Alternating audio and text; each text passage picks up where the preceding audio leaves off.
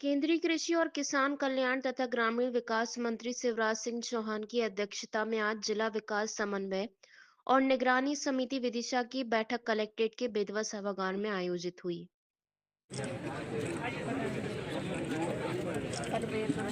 ठीक है दीदी। पंचायती राज उसके सब प्रतिनिधि और सब अधिकारी सम्मिलित थे। राज्य शासन और भारत सरकार के अधिकारी भी यहाँ पर उपस्थित थे। हमने एक तो योजनाओं की, कुछ निश्चित योजनाओं की समीक्षा की, जिसमें अलग अलग कई योजनाएं थी, लेकिन उनके साथ साथ बैठक में हम सब लोगों ने मिलकर तय किया कि विदिशा विकास की दृष्टि से और जन कल्याण की दृष्टि से और अब अगले नए आयाम छुए समृद्ध विकसित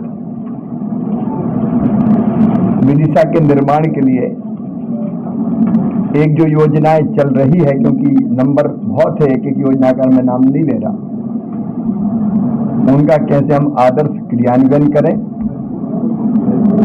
और डबल इंजन की सरकार है, दिल्ली में प्रधानमंत्री जी के नेतृत्व में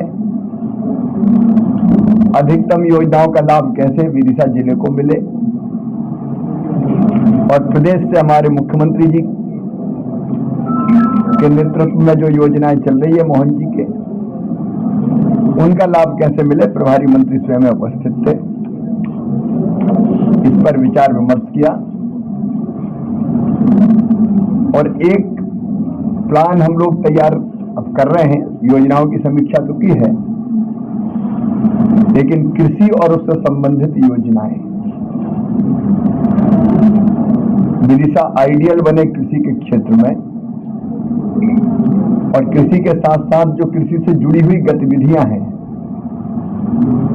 चाहे वो पशुपालन हो, कृषि का विविधीकरण हो, फलों की खेती, फूलों की खेती, सब्जियों की खेती, औषधि खेती, कृषि वानिकी सहित जितने पक्ष हो सकते हैं, सब पर विचार करके चालू योजनाओं का बेहतर क्रियान्वयन और आगे हम कौन कौन सी योजना बना सकते हैं। तो बैठक यहाँ पे होगी। पहले कलेक्टर की लीडरशिप में जिले के अधिकारी भी विचार करेंगे और जनप्रतिनिधि अपनी तरफ से उसमें योगदान करेंगे, और उन्नत किसान और कृषि से जुड़े बाकी लोग भी जोड़ेंगे। तो और उसमें सिंचाई जैसी चीजें भी सम्मिलित हैं। उस पर हमने विचार विमर्श किया। रोजगार मूलक योजनाएं, जैसे लखपति दीदी अभियान, उसमें काफी प्रगति विदिशा जिले ने की है। बहनें अनेक तरह की रोजगार मूलक योजनाओं से जुड़कर अपनी आमदनी 1 लाख से ज्यादा साल में कर रही हैं। उनमें और कौन कौन सी योजनाएं जोड़ी जा सकती है। महिला सशक्तिकरण, कृषि के क्षेत्र में सशक्तिकरण, फिर अलग अलग ग्रामीण विकास की योजनाओं का लाभ, चाहे वो मनरेगा के अंतर्गत होने वाले विभिन्न काम हो। हमने तय किया कि उसमें भी अब प्राथमिकता तय करेंगे कि जिले के लिए कौन कौन से काम जरूरी है। जो हो रहे काम उनकी भी समीक्षा हुई, और आगे हम कैसे मनरेगा की राशि का बेहतर उपयोग करें, क्योंकि केंद्र से भारी धनराशि मनरेगा के रूप में जिले में आती है। और मनरेगा के साथ साथ जल जीवन मिशन के माध्यम से हर घर में नल से जल कैसे पहुंचे, उसकी चर्चा। फिर पीएम जनमन योजना का क्रियान्वयन, बची हुई सड़कों के निर्माण जो चल रहे हैं उनकी भी समीक्षा की, और आगे की संभावना।